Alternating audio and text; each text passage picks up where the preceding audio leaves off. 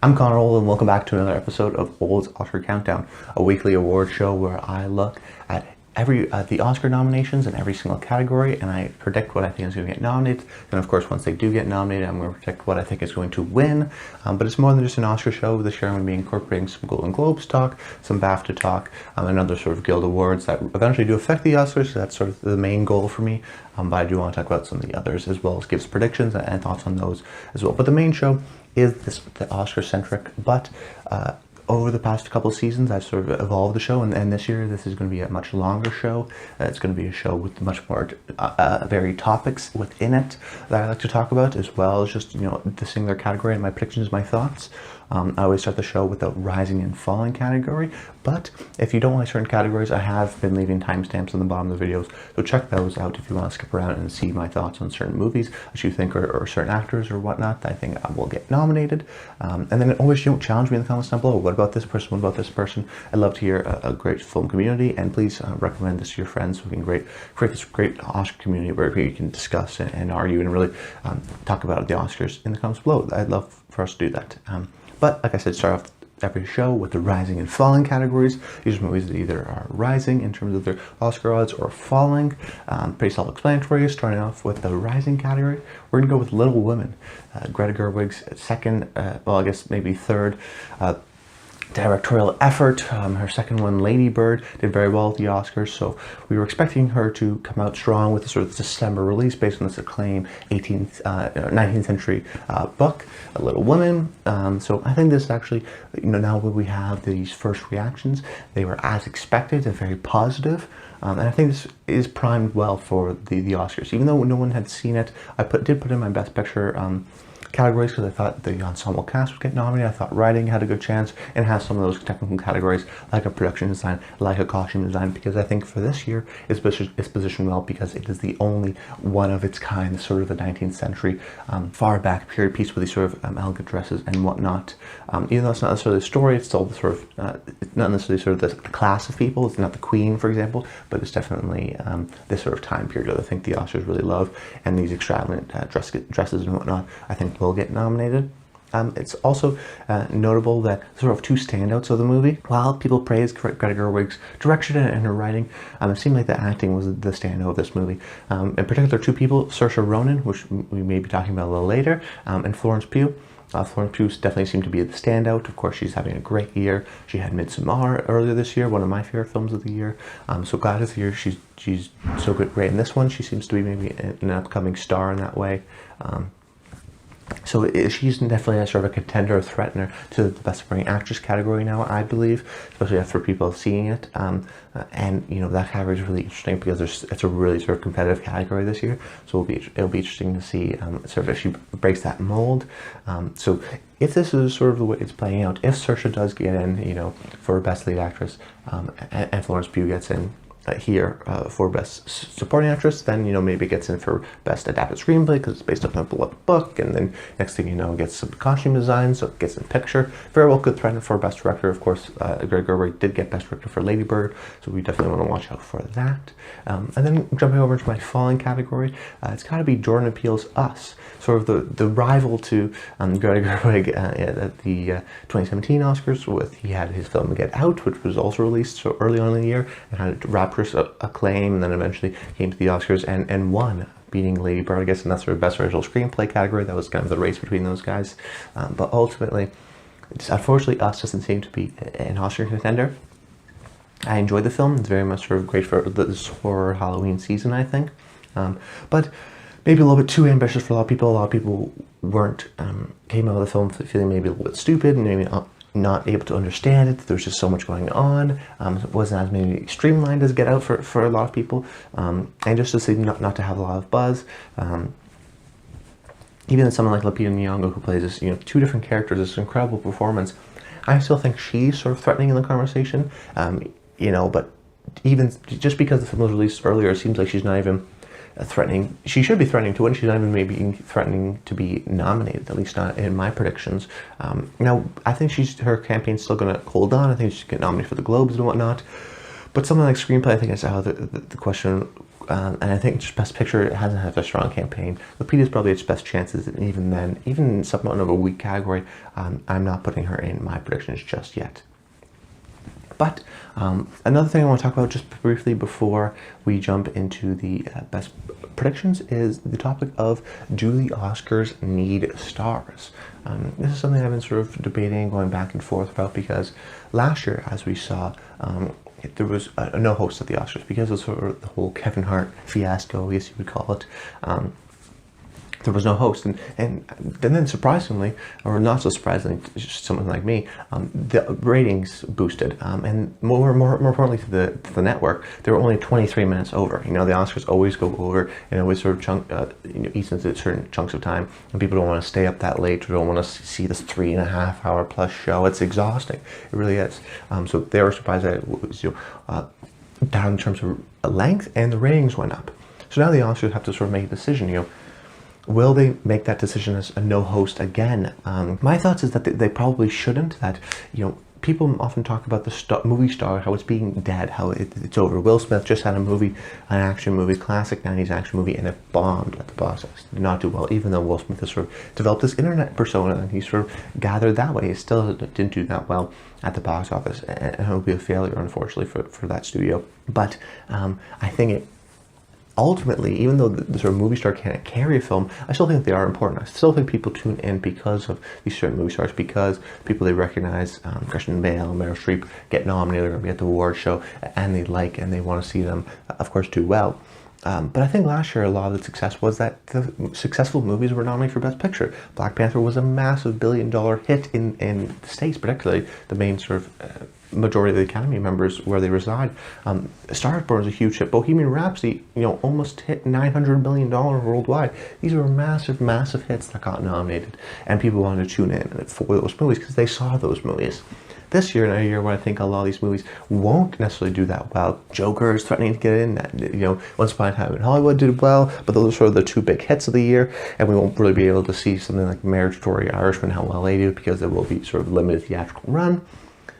But I think that, in a year where the movies aren't necessarily been seen by everyone, you have to sort of rely on these stars. I think that these stars still ultimately create a little bit of a buzz. I think that if you have someone like The Rock hosting, for example, and he's on these sort of promotions, I think some people, including fans of The Rock, will tune in.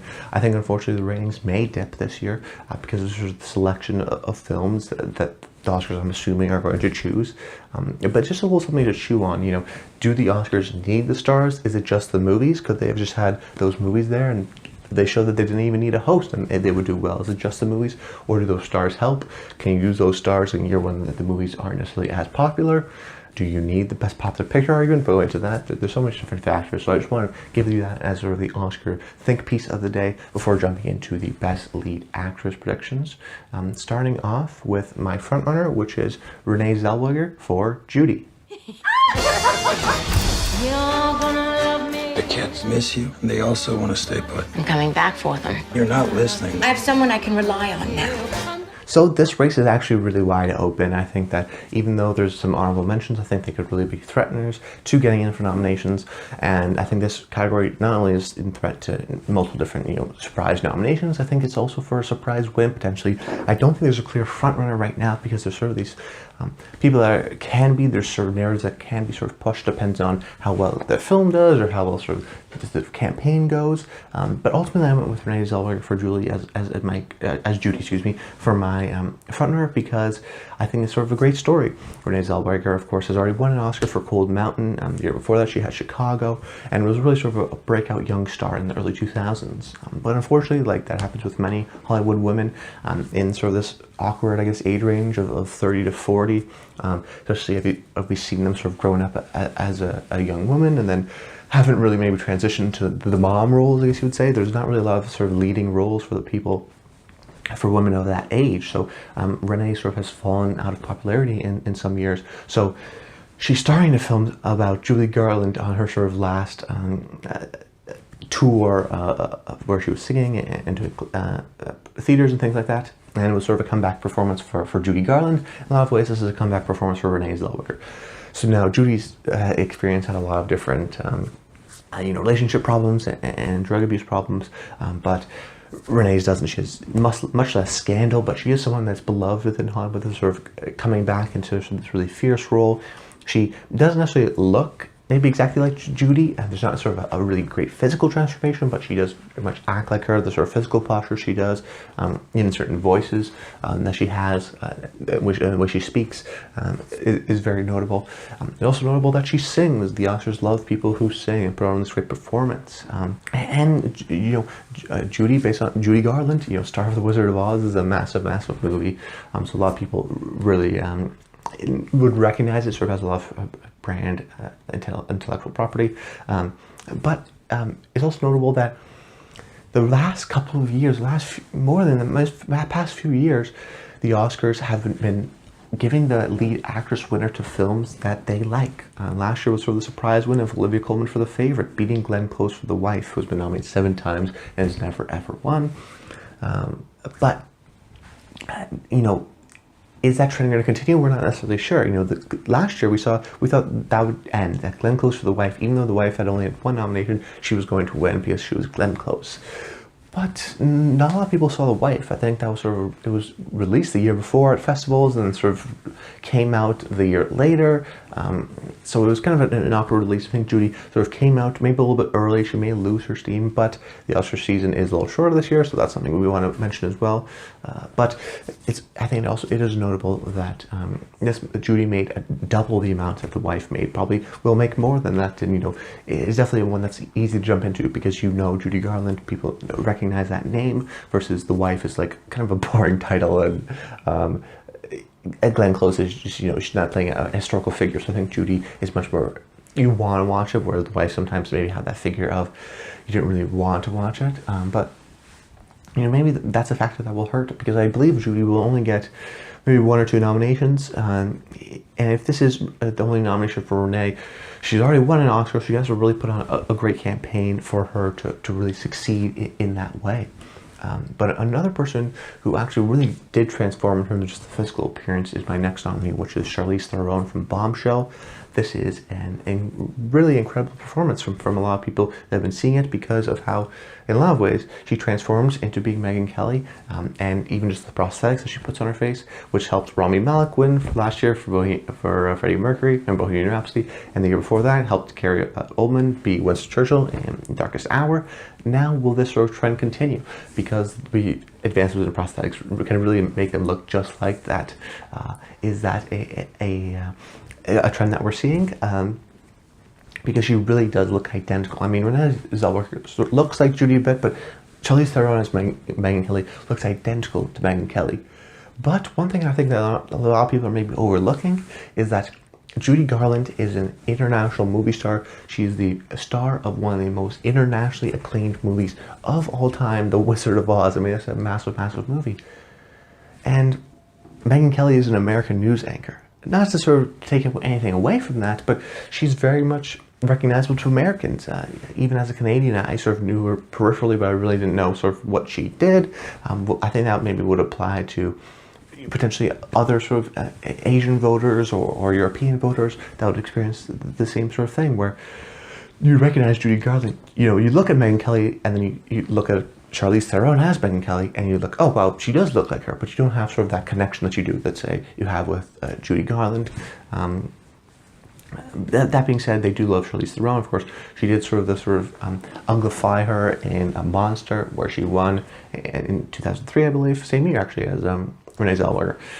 But I think that's also notable that she's not the sort of main star of the movie. Rene Zellweger and Judy is the main star. Charlize Theron it's her, and it's also Margot Robbie, and it's also Nicole Kidman. Now, I think I haven't seen the movie, so I think maybe Charlize has a little bit more of a role because she is campaigning in this lead role aspect. But she's won before. They like her. This is a transformative performance. It seems almost shoo-in for a nomination, especially as Bombshell is rising. I had her in this category before Bombshell even came out, just because I saw the trailer. I'm like, that seems like a classic Oscar performance. And it just depends on how they sort of run the sort of campaign. The only reasons why I have Judy edging it out, because she has more of a central role, but she does have sort of a single nomination. But Bombshell, but I'm still unsure. It can, in terms of how many nominations it's going to get, because it could get sort of knocked out. If Margot Robbie decides to campaign for Once Upon a Time in Hollywood instead of Bombshell, maybe she gets it for Best Supporting Actress, or maybe she cancels herself out. So that's a Bombshell category that could have gotten a nomination. That's not anymore. I don't think Nicole Kidman's going to get in.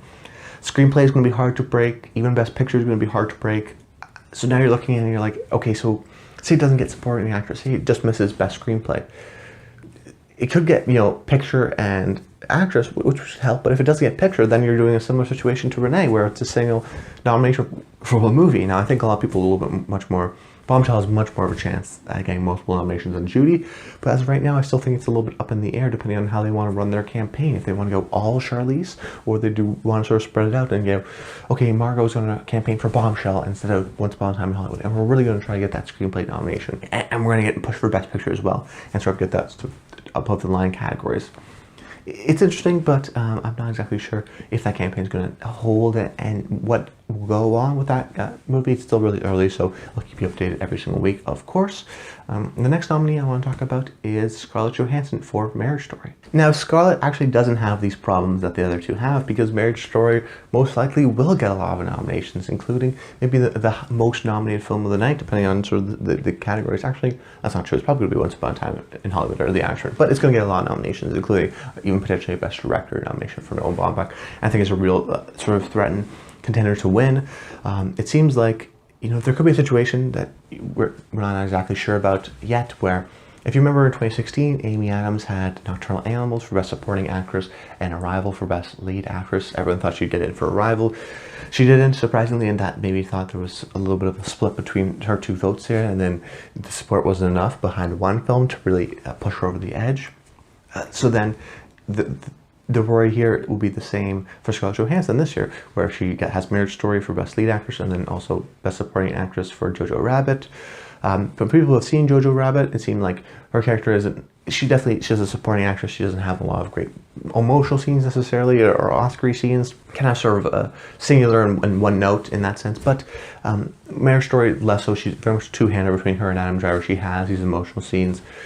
From my perspective, it seems like it's maybe told a little bit from Adam Driver's perspective, and the story at least, but maybe it is told through her perspective as well. It seems like maybe a really great two-hander. She is, of course, the lead actress of the movie, and she's an incredible actress, and she's a big movie star, which a lot of people don't necessarily maybe recognize, and the Academy hasn't recognized, but she really is. She's the highest paid actress in the world from 2019 and in the past couple of years as well. She's always been at the top because of the Avengers movies, because of something like Lucy. She gets these leading roles that are, on the back of Scarlett Johansson, not on the back of, other IP things. So that's notable. She has said some maybe controversial statements, which should get her in trouble in terms of the campaigning if they'll get brought up a lot. But that being said, she's been in these commercial successes. She's a huge movie star, but she's also been in these sort of great smaller movies. I mean, she was in, even back when she was younger, something like Ghost World or Lost in Translation. She's been in sort of these more, quote-unquote, serious movies, Under the Skin, as well as doing these sort of great big sort of action movies and blockbuster movies.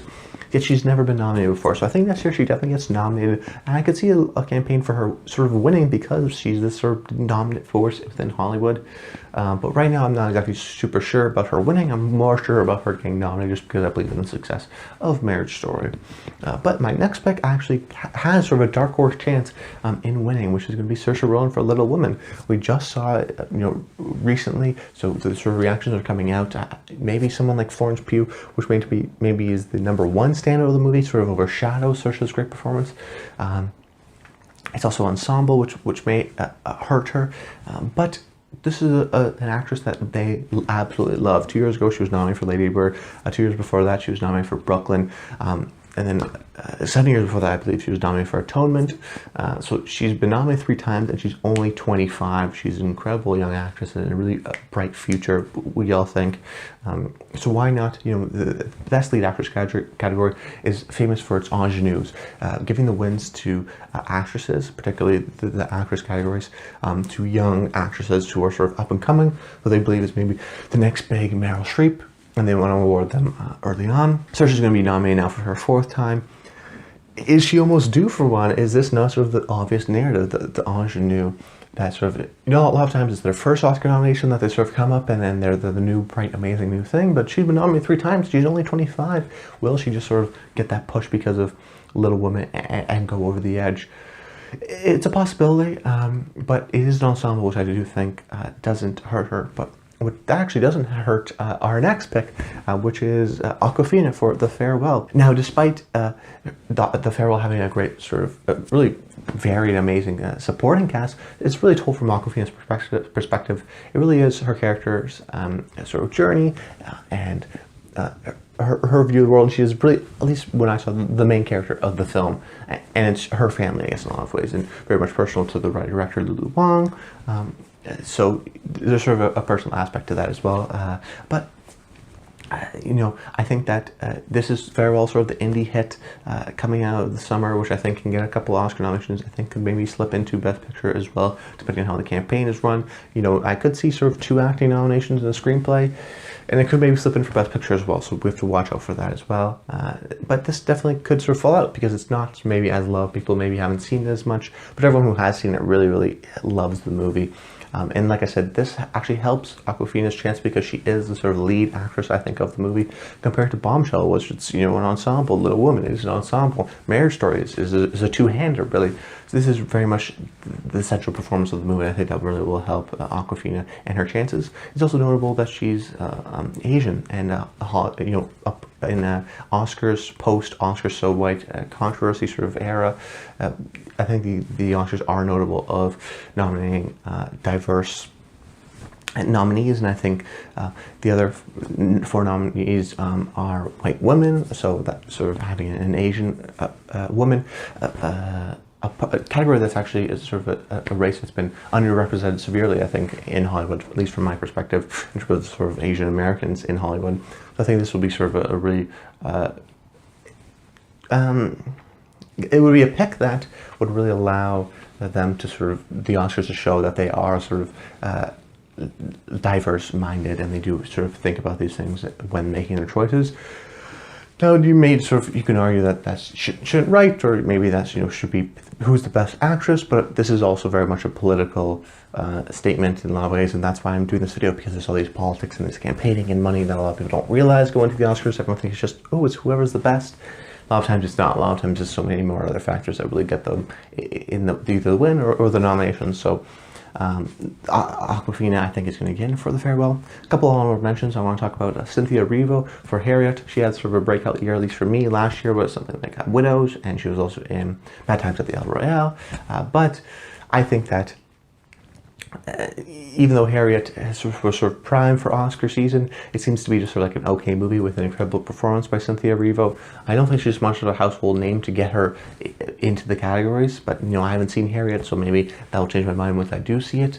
And then the next nominee I want to talk about is, I talked about earlier her at the top of the show, Lupita Nyong'o, excuse me, for Us. And, you know, if this was released later in the year, she definitely probably would have gotten nominated, but I think a lot of people have sort of forgotten about the movie, and I think she really has to campaign hard, but the Golden Globes will help her at least keep people at the top of their mind. I think a surprise nomination, a surprise hooray nomination could happen for her on Oscar night because she's so good in the movie. But that's about it, guys. I hope you enjoyed the video. Make sure you comment below. Let me know some of your picks and some of your thoughts down below. And share with a friend. Like the video. That always really helps. And subscribe to the channel so you never miss a video. That's about it, guys. I hope you enjoyed the video. And until next time, stay tuned.